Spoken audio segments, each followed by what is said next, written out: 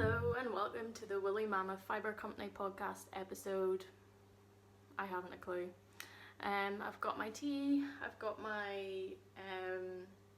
a lot of FOs, not all by me, but I've got a lot of FOs. I've got some yarn. I'd like to talk about I'd like to actually talk about this book a little bit. And I would like to also talk about one sad little whip that I have. So I need to have the tea in the goat. This little mug is from a shop local to me called By the Sea. It's by a company called Dassie Artisan, and every cup is kind of a little bit different. It's cool. Anyway, sorry, side point.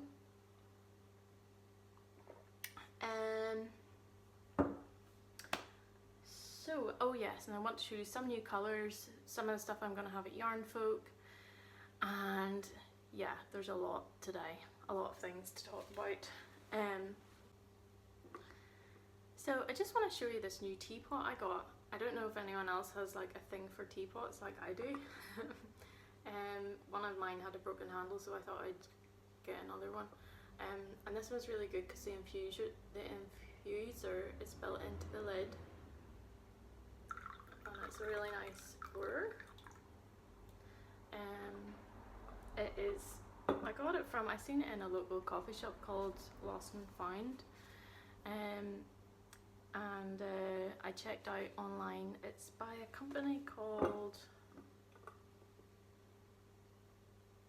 Kinto, K-I-N-T-O, and I think they're imported from Japan actually, and I found them on a website called Teatulia, which is a tea shop. They produce their own tea, and it's also like a tea shop in Covent Garden in London. So yeah, I just wanted to let you know about that. It's really nice. The only thing is I'm worried about it smashing a wee bit because it's glass, but I like that you can see the tea brewing. I think that's really nice. Anyway, I can't remember if I showed this in the last episode. This is my Colour Craze shawl by Tamy Gore. She's a lovely designer, and I don't know, I really, this is my favourite shawl I think I have. I've knitted another one of her designs, but I think this one's still my favourite. I love it so much, and it's so colourful, and it's nice for this time of year. And some of you are probably saying, oh, I can't believe you can like wear a shawl in July, that's crazy. But yes, it's not overly warm here. Although on Monday I heard it's going to be 23 degrees, which is really warm for us. That's really warm. Just going to get a little bit more tea here. So yeah, well, everyone will have the shorts on probably. Might be the warmest day of the year, I don't know.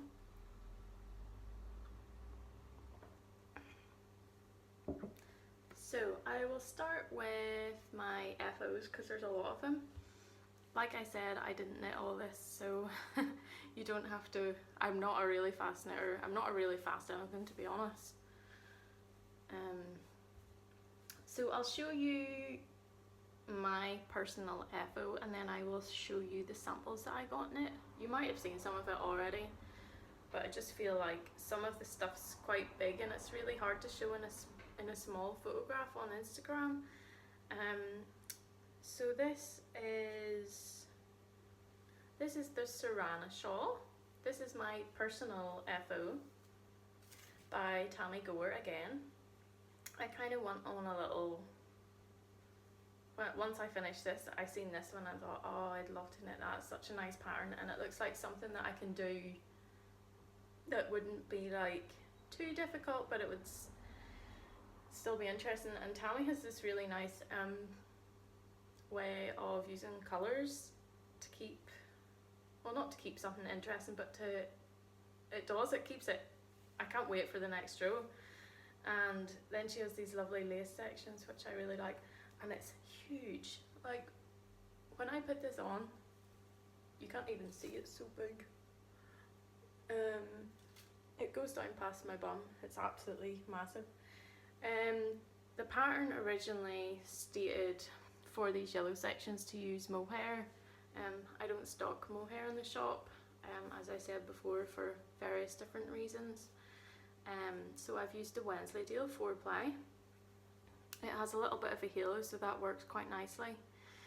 And when it knits up, it's a little bit more looser than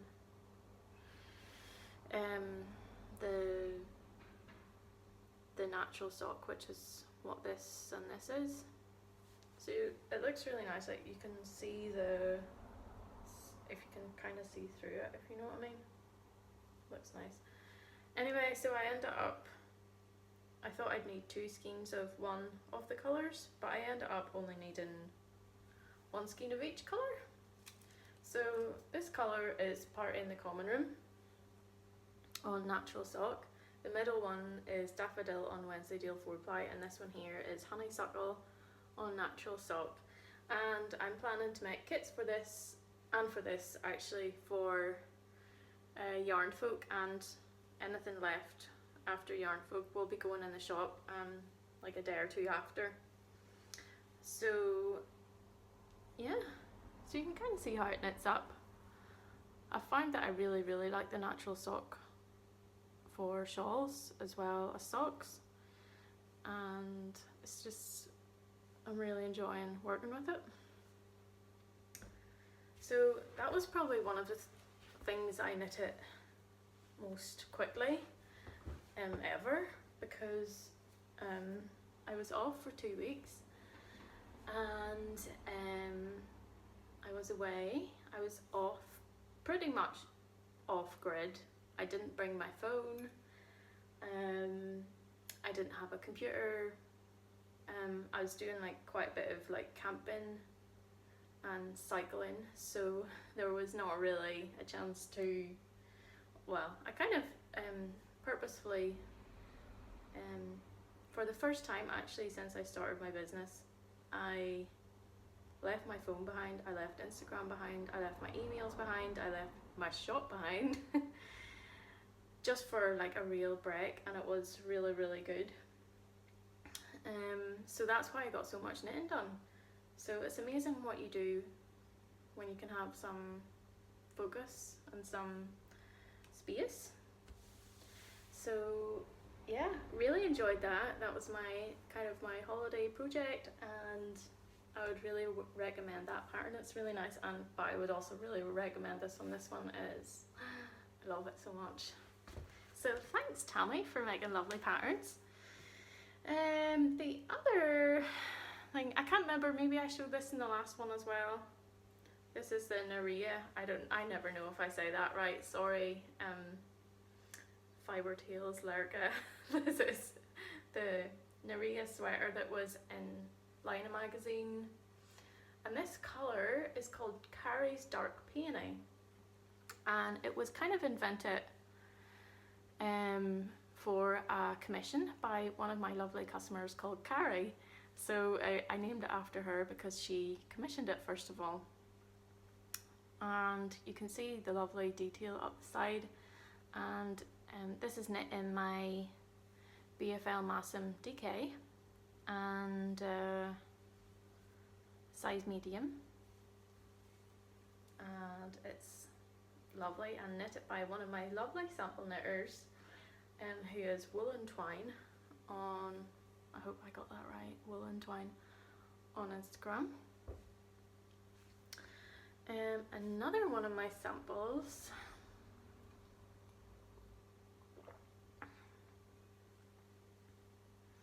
is the Fold Lines Shawl by Lena, I'll put it below. And this pattern was released a while ago. It was designed in my yarn, and it's quite architectural looking, and you can see this nice pattern, and you can see the light coming through. It looks quite nice. So yeah, Lena designed this in my yarn, and I finally had a chance to get the sample knit up of it. So this is natural sock again. This is in the colourway Coast. Although I'm going to make a disclaimer about this colour, it comes out different every time and I'm finding it really difficult to get a really good consistent colour. This is probably what it should look like really, but it doesn't always turn out like this. So I'm going to have kits for this as well at Yarn Folk, and I forgot to say I'll have a couple of kits for the Nerea. Did I do some in this colourway? I'm not sure. I might have just done them in the original colourway, but I might try and do some for that. I'm not sure if I'll have time though. So yeah, this is a smaller shawl. This is a 2 skein shawl. It's really only 1.5, I think. My sample knitter said, so yep, I'll have kits for this. I won't have any of the patterns, but you can purchase them on Ravelry through all the designers. So, and then just print them out at home, which is great because I've bought patterns before, just paper patterns from shops, and I've lost them, and I've had to buy the pattern again. I've lost them, tea got spilt on them. That's why I love being able to get PDF. So this is, I'll just show it to you. This is the Bouquet sweater by Junko Okamoto. Hope I said that right. And it's such a nice design. I absolutely love it. This was knitted again by one of my sample knitters who is based in Belfast. She's called Rachel. And thank you, Rachel. Thank you all my sample knitters. This one was knit by Liz. I forgot to say that. And this is knitted in my BFL Massam DK, and this is undyed, and this is Carrie's Dark Peony as well.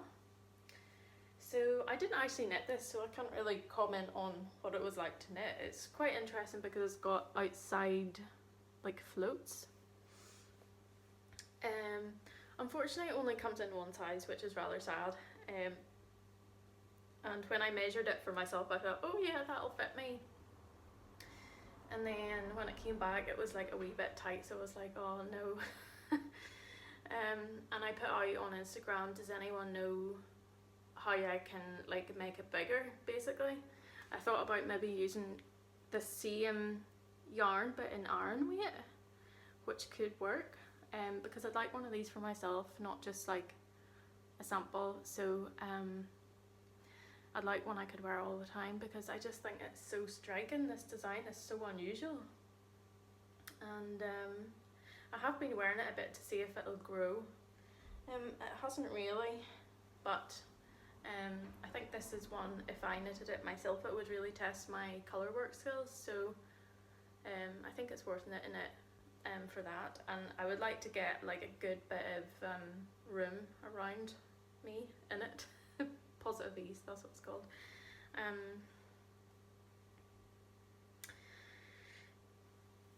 So yeah, this is it. I was hoping to do kits for this, but I haven't figured out how to make different sizes, so I need to figure that out before I can do kits. So yeah, bear with me, bear with on that one. Looks even nice folded up. So I guess I can show you my one whip. I'm usually a one whip person. I don't know what you're like. I went through a little phase there where I started like 3 or 4 things at once, and I didn't really make much progress. So I started this like actually quite a long time ago.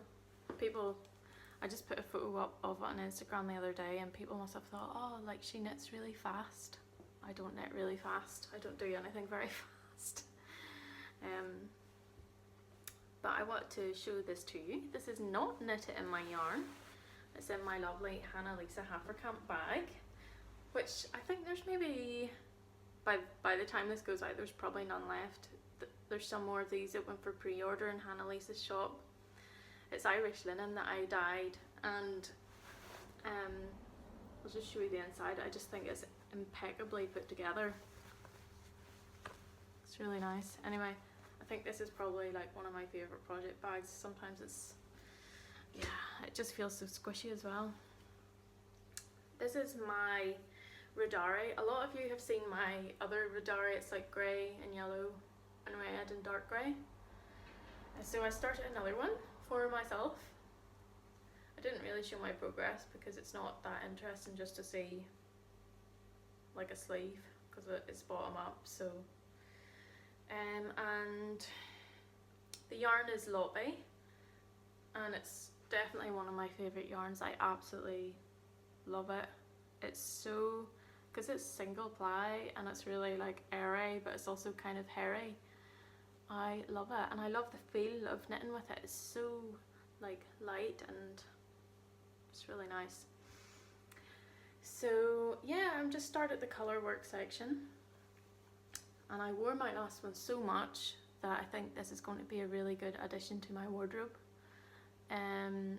Some of you might have known ages ago I said I was knitting one for my granny, and I was planning on doing that at the same time as I'm knitting this, but I was kind of finding that like I kind of need like double the tools, which is kind of crazy. So I thought, well, I'll just quickly finish this and then I will start hers and have it done for her birthday in October.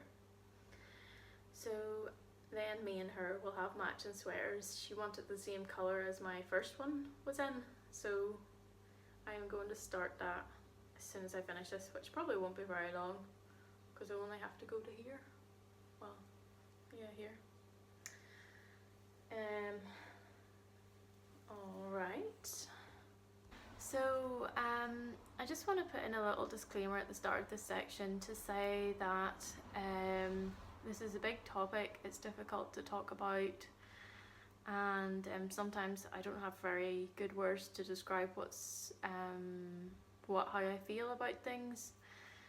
So apologies for that in advance. And I also wanted to say very clearly that I am against racism and discrimination of any sort. I think it's wrong and it shouldn't happen.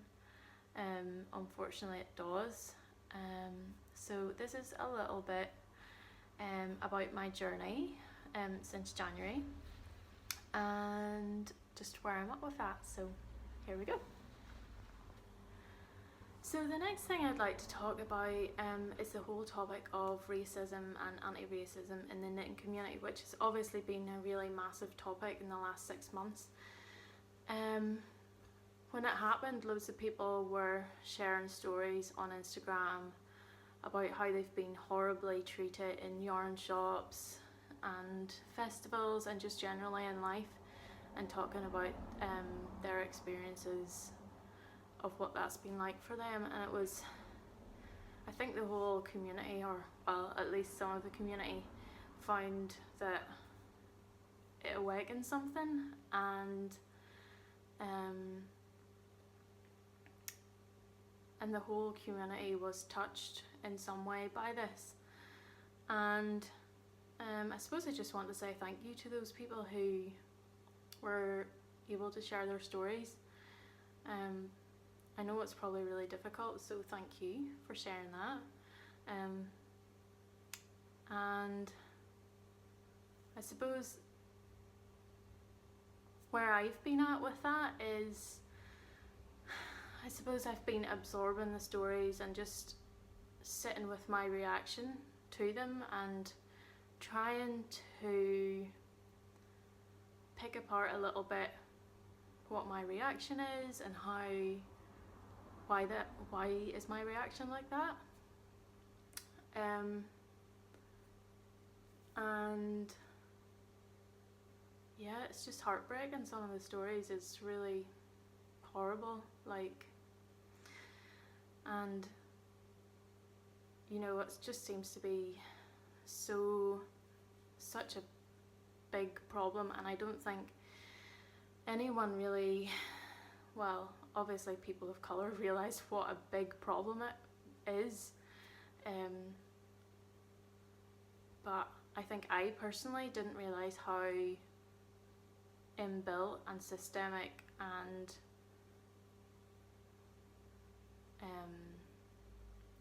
yeah, how systemic it is, basically. And I didn't even notice it until people started telling me stories. So yeah, that definitely awakened something in me. I started to realize quite a lot of things and like biases I had personally, and starting to kind of start to pick those apart and break them down a little bit. So I suppose that's a lifelong journey. It's not something that's just like, okay, now I'm not racist, or like now I don't have any biases, because I don't think it really works like that. And some people came to me recently asking me for a statement, and I think for me, because I'm a one-woman band, that felt a little bit weird, and it also felt a little bit fake to do like a statement. So that's why I'm sharing a little bit of where I'm at on my podcast. I think as well, this medium maybe allows for a little bit more reflection and nuanced discussion about all the issues. So yeah, so I guess I just want to say thank you to those people, because I think you started a revolution, and obviously this issue and this topic is way bigger than the knitting community. And yeah, I think it's really powerful when things like this happen and things can start to change. So so as for me and my business, I guess I was kind of stuck at the question, what can I do? Because I'm a one-woman band, I don't hire people, I don't have a premises, but is there something that I can do to make more people feel welcome to Woolly Mammoth Fibre Company? And I'm still in the middle of kind of exploring ideas for that and different things that I could maybe do. But I guess, yeah, that's where I'm at really with it. I'm just trying to think of if there is something I can do, if it's maybe I shouldn't do something, maybe it's a case of, okay, sitting here and thinking about how I can change myself, or but anyway, so that's the thoughts about the business. I think if I had a shop and premises and I was hiring people, I could start to think about maybe that whole side of things. At the moment I don't, but maybe in like 10 years. I'm not making any promises to open a shop, by the way, just in case you take that up wrong. But yeah, like that's where I'm at with that. So I got this book by Reni, I can't read it back to front, Reni Eddo Lodge, and she is a British, I'm just going to read out her bio. She's a London-based award-winning journalist, and she's written for the New York Times, the Daily Telegraph, the Guardian, the Independent, and lots of other places, and this is her first book. And she goes into all the history and everything about racism, because it's written from a UK perspective.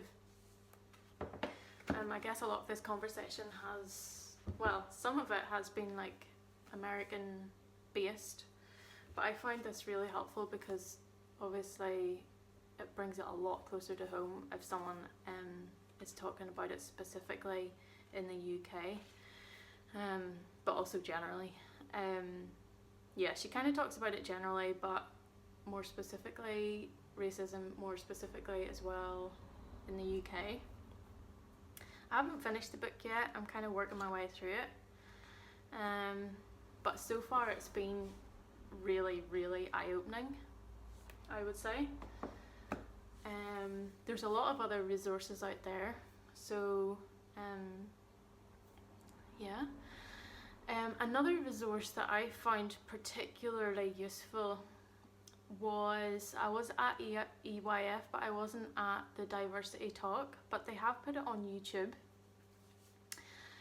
This talk was really, for me, I think it was the most clear and yeah, probably nuanced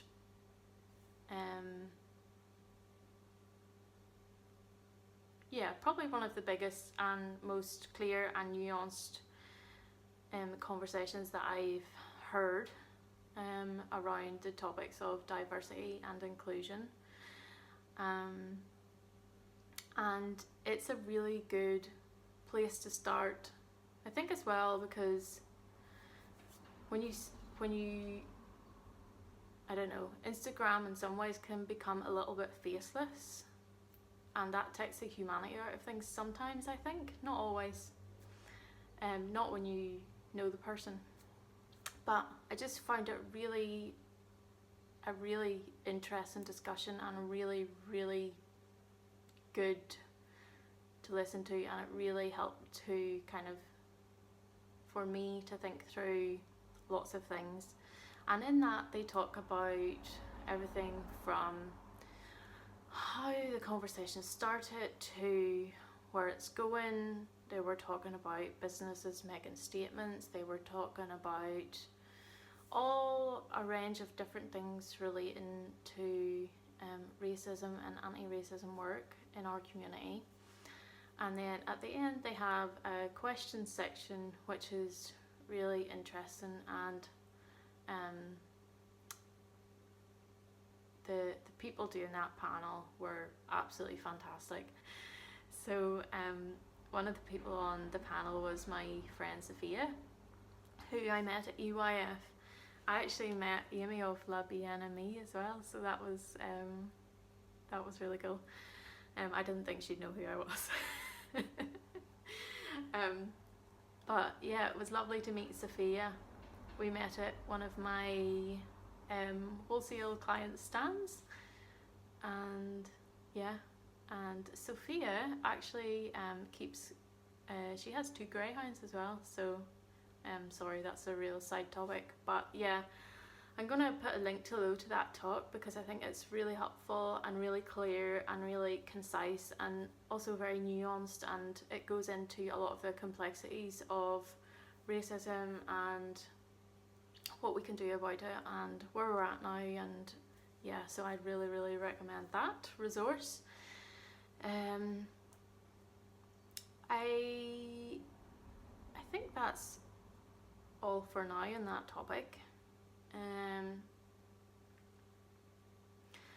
I also just want to say, I hope I haven't said anything there that would hurt anyone, and if I did, I'm really sorry. I'm still learning in this process, and I'm probably not doing a very good job, but thank you for sticking with me anyway. And yeah, like I said before, just thank you to everyone who shared their stories, and yeah, I think that's it about that. I also wanted, excuse me, to show you some new colours, some old colours, some random things. I'm doing a yarn festival, the only one I'm doing this year actually. It's in Northern Ireland, and that is on the, I'm gonna get this wrong, it's on the 3rd of August, hope that's right, maybe the 4th, oh dear.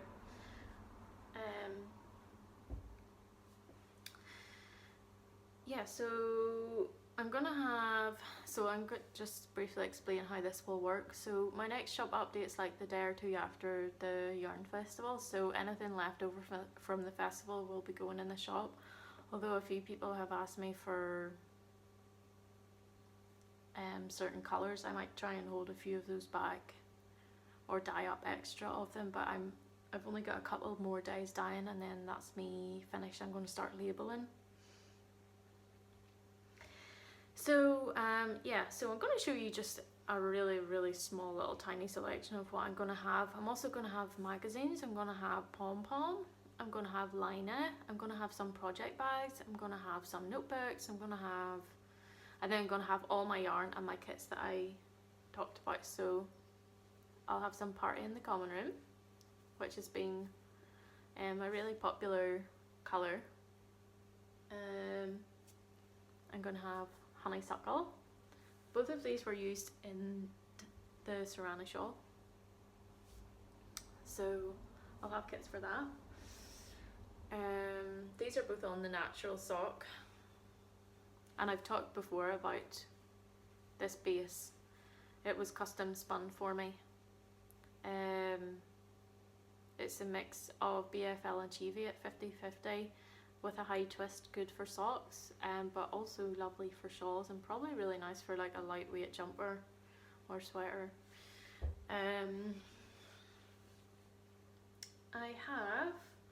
Gonna have a few kits of this colour. This is called Night Swimming. This isn't a new colour, this is a colour I've had before, but I haven't made it for a while and some people have been asking me for it. This is what I used to make Melody Hoffman's, what's it called, the shawl? It's not Plume Shawl. Plume Shawl, maybe it was Plume Shawl, I'll put it down here.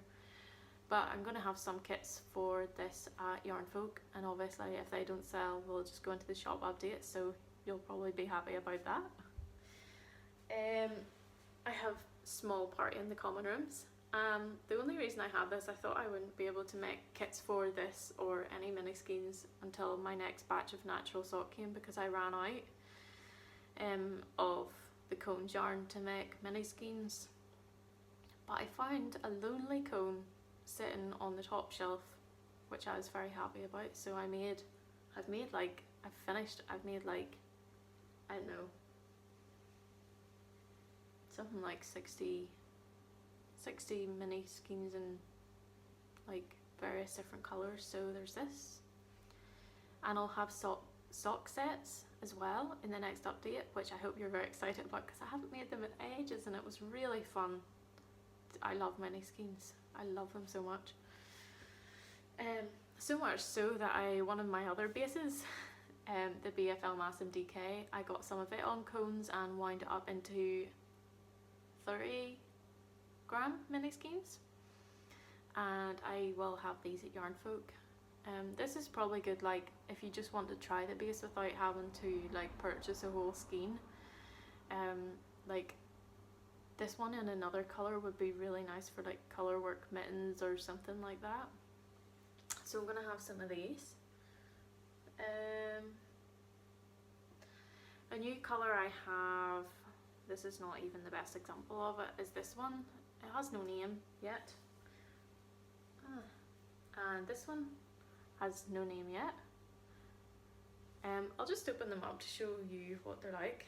They're quite fun, kind of bright colours. Oh yeah, this is how I lined it up.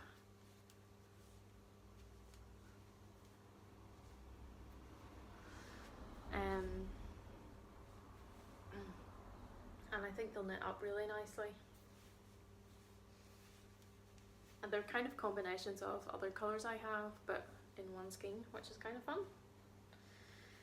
So they have no names yet. So I'll have to think of a name for these. They're nice and light, kind of summery colours, and they really complement each other. Now the main thing I would personally like to talk about for what I'm taking to Yarn Folk is this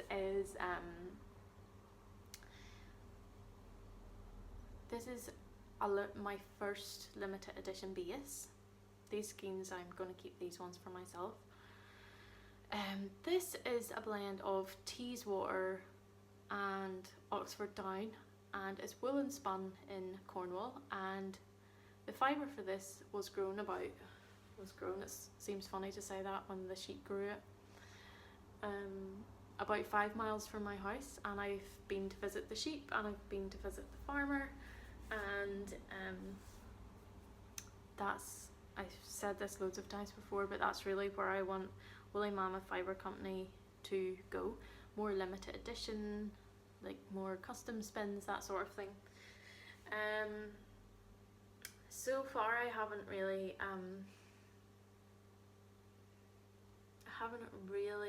dyed that much of it. So my last 2 days of dyeing will be on this base.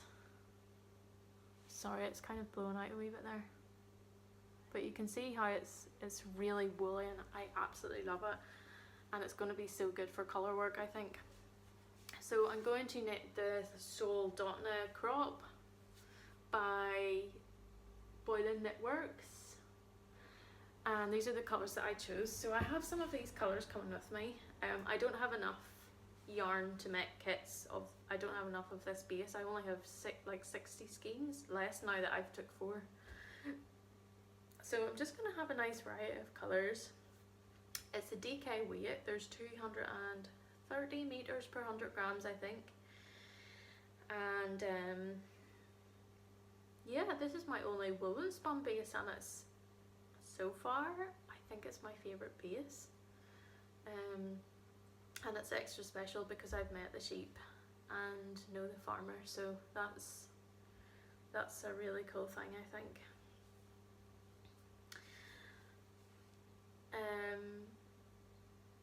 So yeah, these are all the colours I've dyed at the moment. I'm going to do some more colours, but I'm being very, very careful about what colours I dye and how I do it, because I have so little and it's so precious. So this is the oak, not one of a kind. This is actually called oak, like as in like an oak tree. This one is just called mustard. This one's undyed, and this one is Carrie's Dark Peony, which actually came out lighter than I thought, but yeah, so that's that. So I'm trying to think if there's anything else I need to let you know about.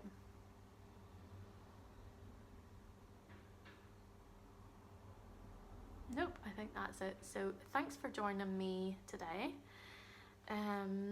I hope to see you at Yarn Folk if you're coming, and if not, maybe you'll make it some year. I don't know. I don't do a lot of yarn festivals, but I like Yarn Folk because it's close to where I live, so yeah. Hopefully see you there. Come and say hello, come and chat to me, and have a wee squish and see if you like it, and yeah, I look forward to seeing you.